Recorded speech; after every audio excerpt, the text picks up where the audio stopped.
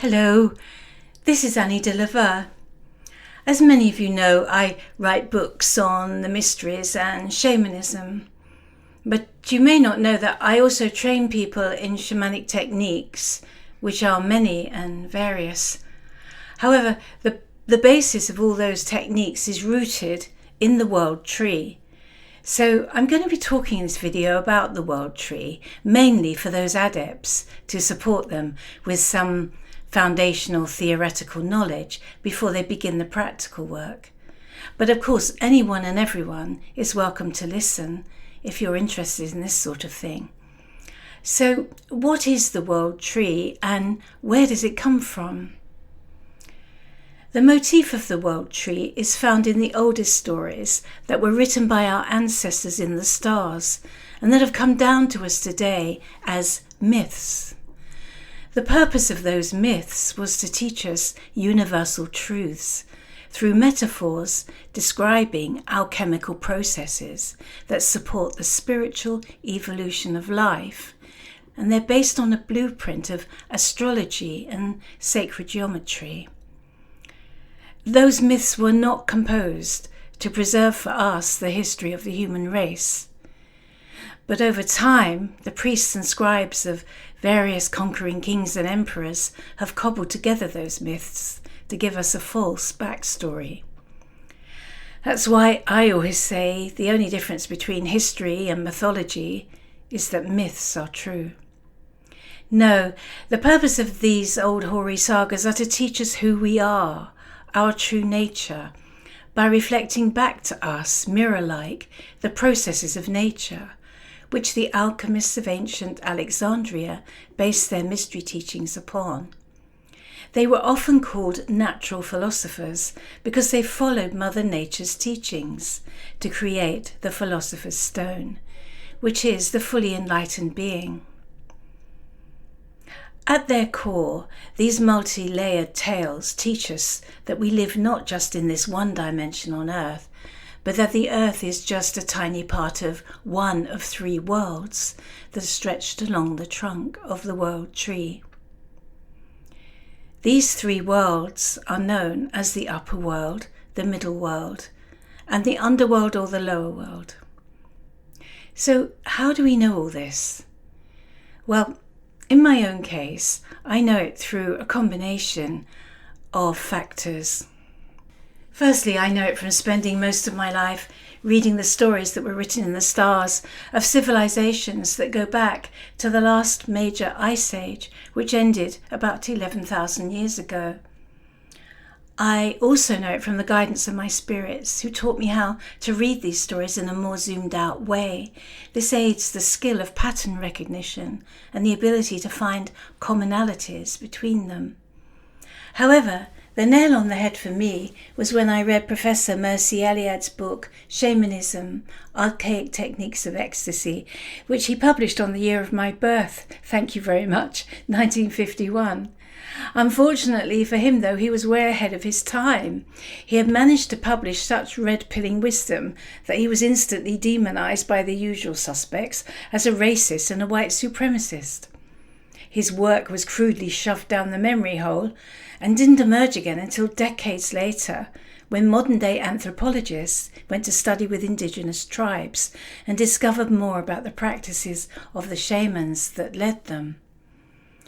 But in a nutshell, Eliad's book was a compilation of much earlier anthropologist reports from the end of the 19th century, from all around the world, making it as clear as day what had been hidden from us, that our earliest ancestors lived in tribes led by shamans who all talked about journeying into the three dimensions of the world tree. Whether they came from Alaska or Australia, it made no difference. They all reported very similar experiences in the other worlds. Of course, these mystic medicine men had different names. The term shaman only existed in Siberia. However, that's highly relevant to us because if you're of European or Scandinavian stock, then your ancestors actually came from those lands under the roof of the world. This is important if you're thinking of getting into shamanic practices, because part of the role of the shaman is the redemption of the ancestors. So it helps to start out with some knowledge of who they were and how they lived. Our earliest forefathers were nomadic reindeer herders who roamed the Russian and Ukraine steppes as far north as Siberia. And around their campfires at night, they told stories under the stars that were remarkably similar to those we hear from the Irish, the Welsh and the Scandinavians today. The modern collective noun for those nomads who trod the seas of grass of the steppes is Scythians, but they were actually a huge patchwork quilt of different tribes, such as Sarmatians, Ossetians and Alans. After the melting of the glaciers at the end of the last ice age, their grasslands were flooded and their lakes turned into huge inland seas, and so they were forced southwards through the Caucasus Mountains, and that's why today we're called Caucasians. There were waves of migrations over thousands of years of fierce tattooed warriors with helmets emblazoned with serpents on horseback and horse-drawn carts carrying colourful felt tents and yurts. The various tribes spread all over Europe as far south as Greece and as far west as Britain and as far north as Scandinavia, and with them they brought their stories in the stars.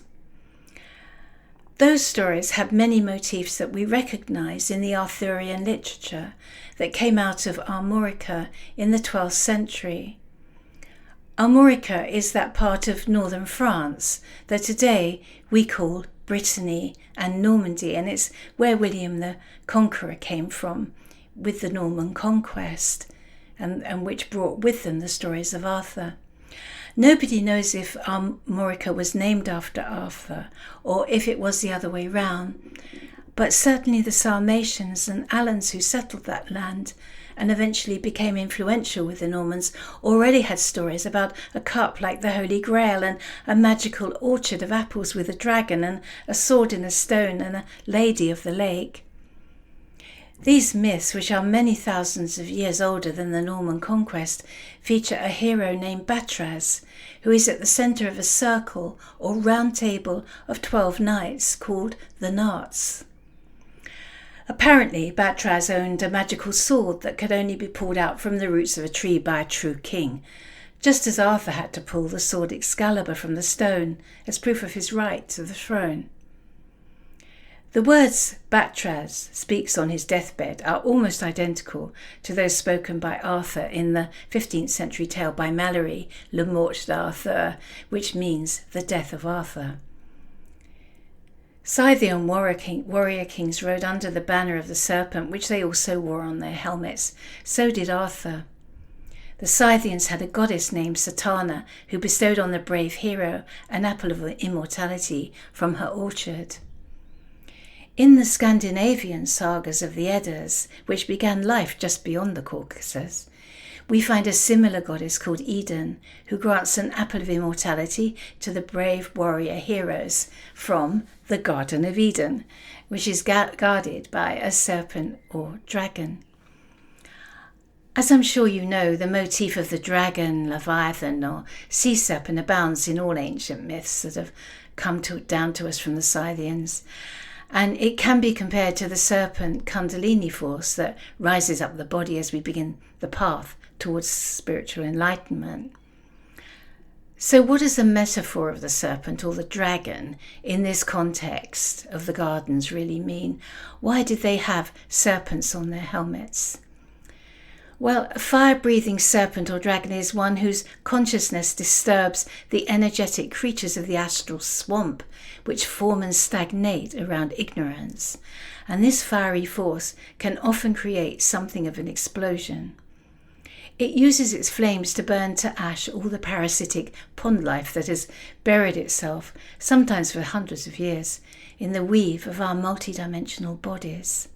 It is an act of purification which, once completed, gets the rivers of change and growth flowing quickly again. In other words, its burning is the catalyst for fertility as much as the ash of a forest fire is the catalyst for fresh and verdant growth. Once you face the challenge of your dragon and come through it, he becomes your best friend and reveals to you the treasure of wisdom he has been guarding for you in his den, in his garden. So these are just a few of the common motifs from stories that are all depicting one mystery teaching, although told in as many different ways and as with many different names as there were many different tribes of Scythians. But it is all at its core star lore. Arthur's Round Table, for instance, is the circle of the 12 constellations that the hero treads on his journey towards enlightenment. The following, I want to read to you this. It's written in La Quest del Saint Grail, which means the search for the Holy Grail, and it's part of the Lancelot Grail cycle, which was composed in Armorica in the 13th century. The Round Table was constructed, not without great significance, upon the advice of Merlin. By its name, the Round Table is meant to signify the round world and round canopy of our planets and the elements in the firmament, where are to be seen the stars and many other things. You can learn much more about all that in Chapter 6, Camelot of the Polar Stars, in my book, Stories in the Stars. But rising up through the centre of that round table is the world tree, with its 3 levels or dimensions of upper, middle and lower. There is an enormous amount to learn about these 3 different levels of the world tree, and most of it has to be done in the shamanic trance state, in which we're guided by our spirits towards the right information, and that brings these myths into blazing technicolor life. When people come to me for training who have had no experience so far in shamanism, the first place I teach them to journey to is the lower world or underworld, so that they can find there their personal power animal spirit guides. These are the guides who are always with us, whether we recognize them or not, and without whose guidance we cannot progress towards enlightenment. Now, I know many of us are still conditioned by Christianity to want to go up to the heavens, to ascend and not go down, definitely not go down. We might see that as total failure or even a spiritual demotion. But let me reassure you that that is really not the case, and that there are no devils with pitchforks or demons plunging sinners into lakes of fire in the shaman's lower world. On the lower world of the Scandinavian world tree, which is called Yggdrasil, there is a realm called Hell with 1 L. When the Roman Christians started driving shamanic practices underground, they took that Hell and made it Hell with 2 L's, and then came up with that cock and bull story to put people off from trying to journey into it. But I promise you, it's a beautiful healing and nurturing realm, and no harm can come to you there. The middle world, Midgard, meaning middle garden, contains earth, and also the astral planes, which I will have to make the topic of a future video. The upper world, Asgard, meaning upper garden, is where the hero meets Eden in her Garden of Eden for her to bestow on him the apple of immortality, if he can get past the fire-breathing serpent. Those gardens are always guarded by a dragon or serpent, like the one on the banners of the Sarmatian kings, and also Arthur, and now we know why. Arthur was really just a Christianized version of Batraz. But there's also a chapter in Stories in the Stars entitled The Serpent and the World Tree, and you can get a lot more esoteric information on the meaning of this imagery there. So this has just been a very brief introductory whistle-stop tour to the 3 dimensions of the world tree, just to demonstrate how those 3 dimensions fit into shamanic practices. If you'd like to be taught how to journey into the world tree, please do get in touch. You've been listening to me, Annie Dieu-Le-Veut. All my books are on Amazon, and if you'd like to support my work, I'm on Patreon as Shaman of Avalon.